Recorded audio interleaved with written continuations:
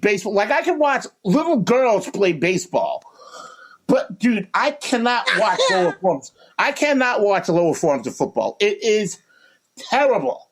I hate it. And this is why I hate – I'm kind of bring this back in. I was like, why I always hated the NCAA video games, because I'm just like, it plays just like those games play. I hate it. Like, I really hate it.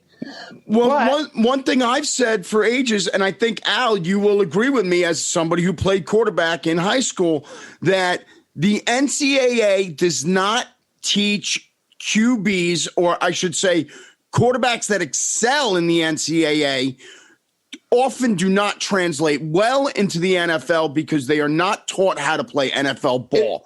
If the coach, it all depends on the offense. If they run a pro offense, it will translate. Right. But some of these kids are that's why Ohio State quarterbacks never make it in the NFL. Right. Because they're only running gun offense. That's why USC quarterbacks never make it in the NFL. Right. Exactly. Yeah. And then you got the kid from Josh Allen's from Wyoming.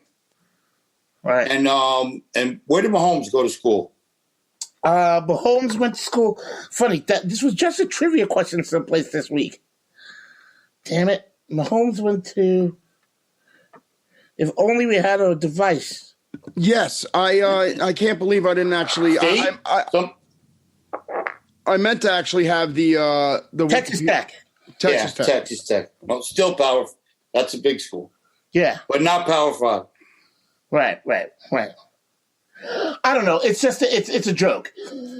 It's really a joke that I find like offensive, and it really speaks to this whole thing with ESPN. I think a lot of it has to do with ESPN. College football has its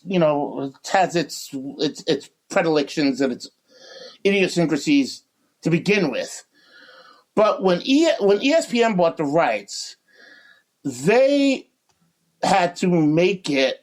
ESPN's effect on actual sports can be a real detriment. And they have had to spend the last 10 years since they've had these contracts, making the country believe that that college football is the biggest sport in the country. Now, I have no doubt that it's the biggest sport in Texas. I have no doubt that it's the biggest sport in Oklahoma, Alabama, etc. I have no doubt that it's big all over the place. But, I mean, if I have to hear fucking Dabo Sweeney say another fucking word on public, I don't like. Oh, from your mouth to the non-existent Supreme Being's ear. I mean, for fuck's sake. Jesus fucking Christ. I can't fucking deal with these guys. Yeah, I know. The NFL rules all. That's just. Yeah, no, it absolutely does. We could do an entire episode about, how terrible football culture is also. But back to what you said, how hard is it to throw these kids some money?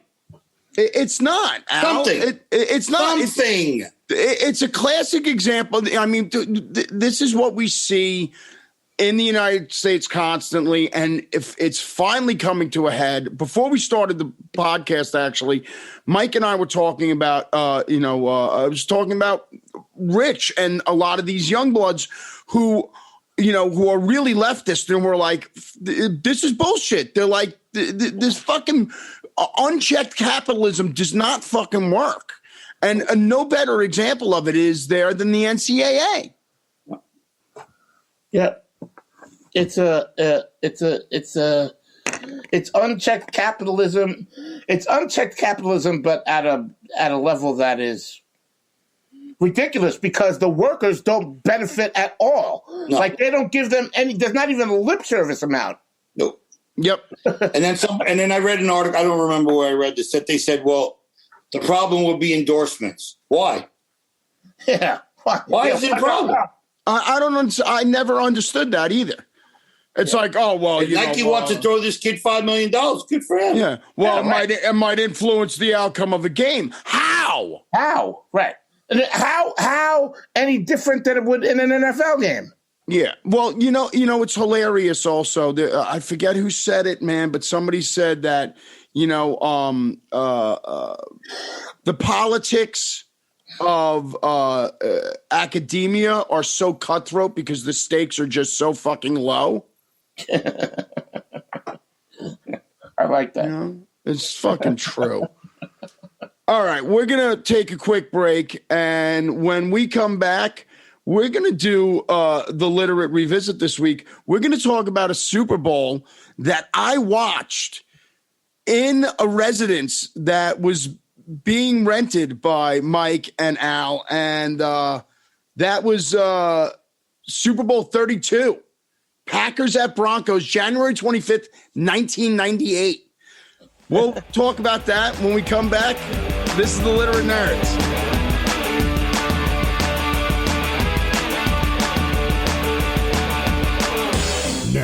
Welcome back to the Literate Nerds. I'm Pat Kennedy. My guests tonight are Mr. Mike Patterson and Mr. Al Pucco, and we're going to do a Literate Revisit of Super Bowl 32, Packers and Broncos, January 25th, 1998. I watched this game in the living room of a place that Mike and Al rented. Do you guys want to give some back history on this? I don't know what, various statutes of limitations are. We should go, we should do an episode at some point about when the two of you managed the most feared stable in Long Island backyard wrestling history. The Dogs of War! Oh, my God. I can't, dude. All right, well, that's a different episode. But oh, my God, man. I try to tell Lauren about that shit, and she just shakes her fucking head. Of course she does. Of course She's she like, does. what are you talking about? I'm like, right. yes. Yes, right. I'm sure you can't explain that to anybody. No, Right. it's inexplicable. But you guys rented a mansion. You and a bunch of other guys that worked at Acclaim rented a fucking mansion on the North Shore of Long Island. Mm-hmm. Had this huge living room.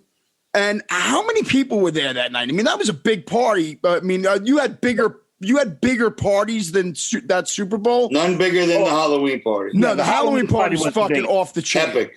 Yeah, the Halloween party was the biggest. It's like one of those parties that people like. I mean, that was 25 years, 20 whatever years. Yeah, it's 25 years ago. People still talk about it.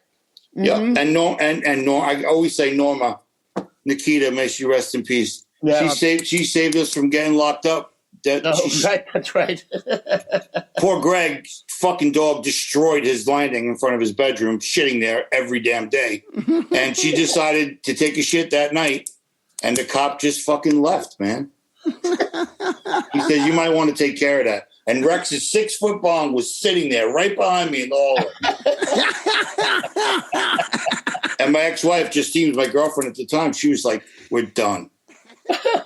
And he was standing at the door, and she was a puppy then. Still big, but a puppy. And she just shat right there in the foyer. And he fucking left. The cops weren't unacquainted with us because I had a band that was rehearsing up in my room that like literally that you could hear throughout the entire fucking neighborhood when we rehearsed. Oh, easily. And the cops would come. It was a regular thing. They would come over and be like, "Guys, blah, blah, blah, turn blah. it down." Blah, Oh my God. I was right. I was right next door. Yeah, I know. My 2 little bedrooms. Yeah, because we were the only 2 upstairs. It was me and you upstairs. That's it. Yep. I had the Greg Brady room. That's what they called it because it looked like that. Remember when Greg? That's Brady right.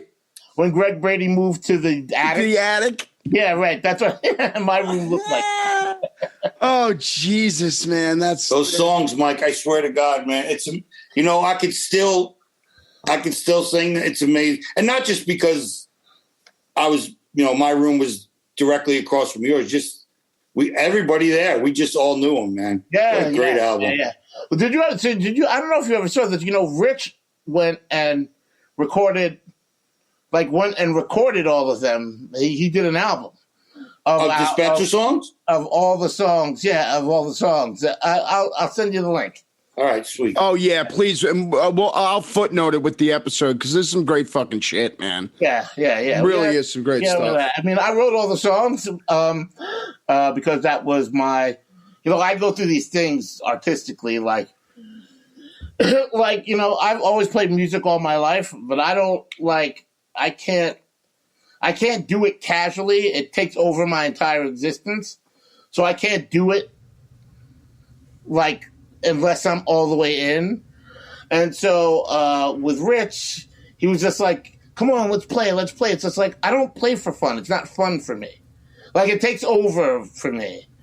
So Rich finally, literally, he drove me crazy enough to just to shut him up. It was literally like, okay, fine. And then it became like this project that went on. And I don't know, there's probably 50 Dispenser songs over the I don't know, probably 50? 50? Yeah. Wow.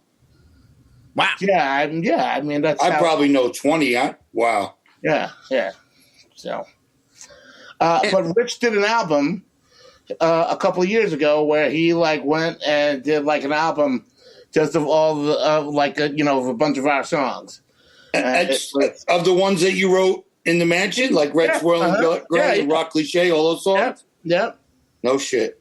Yeah, you can find it. It's on Apple Music. It's under Dispenser, and it's called, he just, believe me, kid, you have no idea. Oh, but you guys named it Tales from the Sonic Lounge, right? Tales from the Sonic Lounge was the first demo. Right. That was the first one we did with Adam.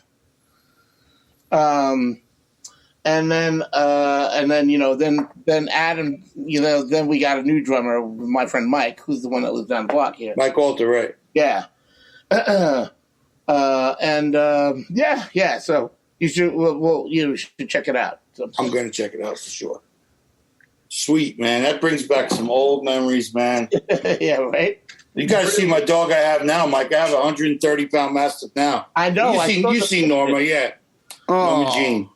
What's his name? Eugene? Norma Jean. Oh, right, Norma Jean. I did see that. Yeah, she has a mole on each. It's uncanny. How much she looks just like on each side of her face. She has a mole on the exact same side. Great, so, that's funny. Lauren had said to call her Marilyn. I said no. Yeah. So she's Norma Jean. Anywho, and way bigger than Nikita, if you can believe that. Oh, anyway, I can't believe that. No. Yes, she is. Oh, I miss 130 pounds. Yeah. It's the only kind of dog that I would want is a big dog, and she would my wife would freak out. All right, Pat. What's the Super Bowl we're talking about? All right, we're talking about it's Packers at Broncos. The first Super Bowl that was won by John Elway. Played against. All right, so let's see. We got our coaches. I was at Qualcomm Stadium. Our coaches were Mike Holmgren was coaching the Packers, and Mike Shanahan was coaching the Broncos. 13 seasons previous to this, the AFC lost the Super Bowl to the NFC. So this broke the streak.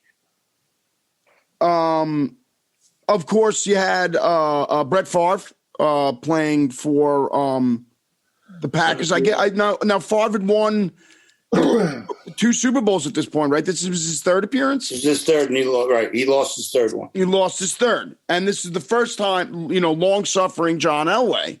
Yeah. Who now this was Elway's 4th Super Bowl appearance, correct? Yeah, he lost to the Giants. He lost to the 49ers, right? Yep. And then who else could he lose to in that era? Dallas? No.